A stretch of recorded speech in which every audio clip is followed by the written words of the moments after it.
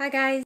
November is kind of the least of my favourite of the autumny months. It's starting to rain pretty heavily, which is okay, but there's nothing really at the end of November to make it kind of worthwhile. Because like at the end of October you've got Halloween and at the end of December you've got Christmas, so I think probably at the end of November there should be like another holiday. I don't really know what it would be, but I still think that we should have one, or at least just like a giant end of November party to be grateful that November's over and the good Christmas time is coming. I suppose you could do Movember.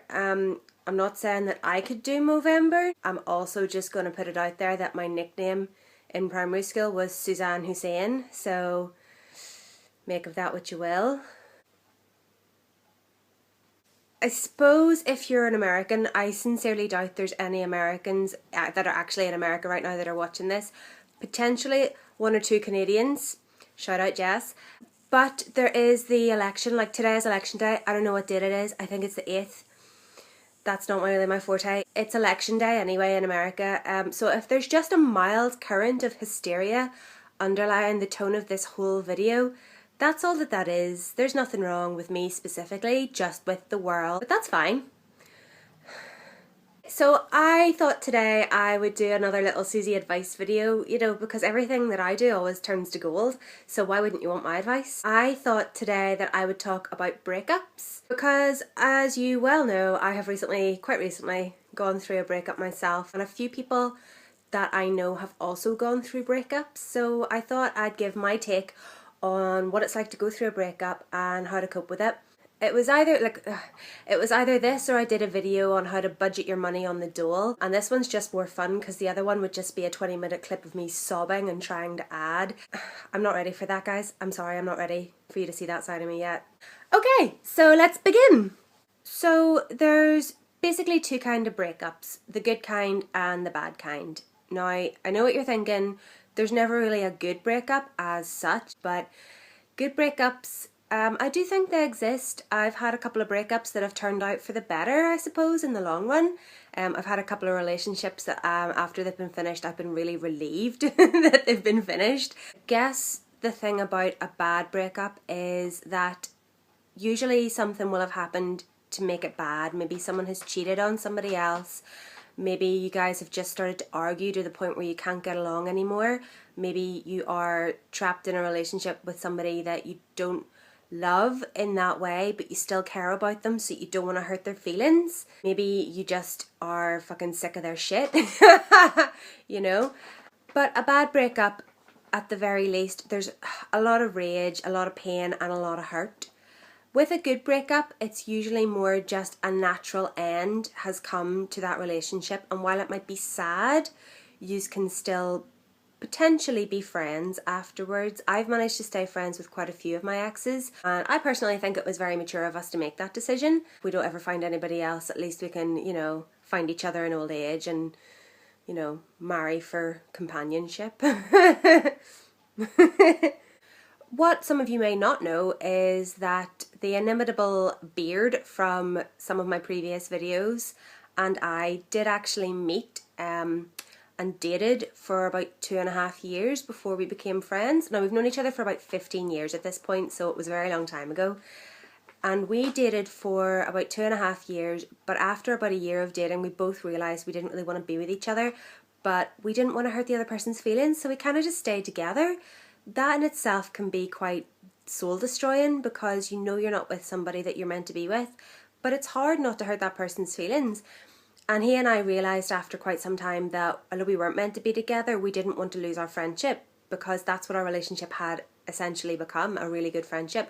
And now all these years later, we're still really good friends. And, you know, that's a possibility for a relationship that you have. You can stay friends with somebody.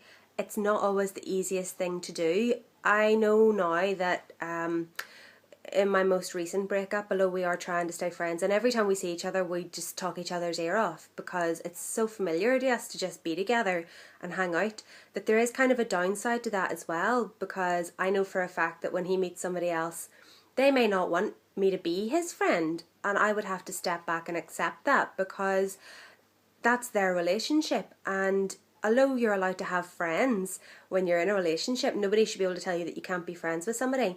If you're with somebody and you care about them and one of their friendships makes you uncomfortable, as it may do when it's a past lover, lover.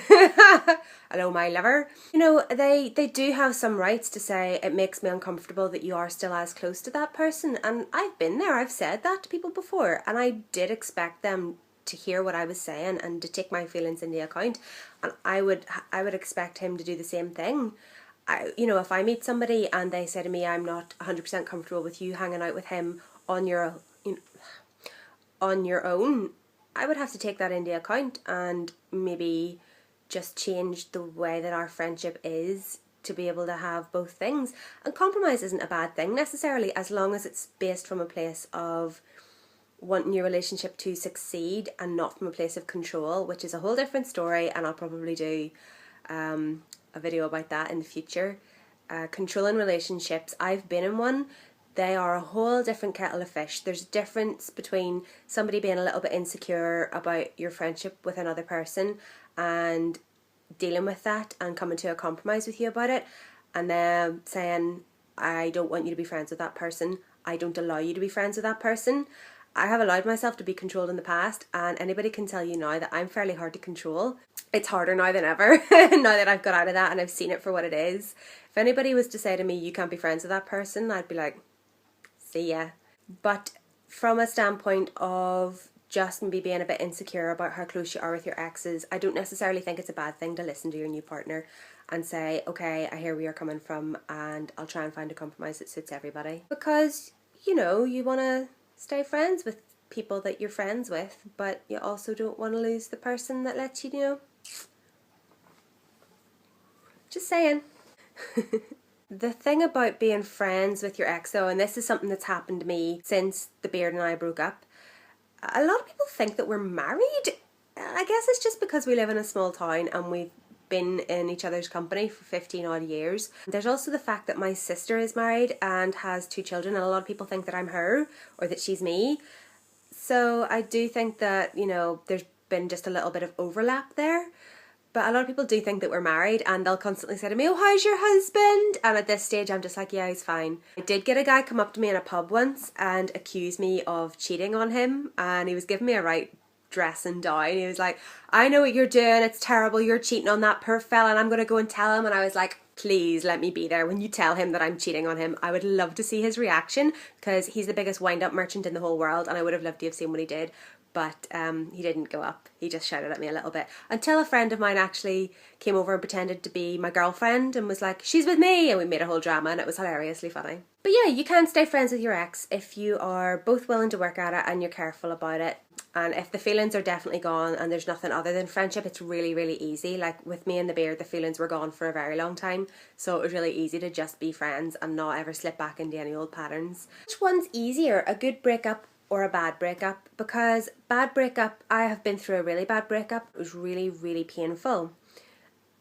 Thinking back, it was almost slightly easier of a breakup in a way, because once I realised that I was finally done, it was easy to just be like, no, I'm done. I don't care about that person anymore.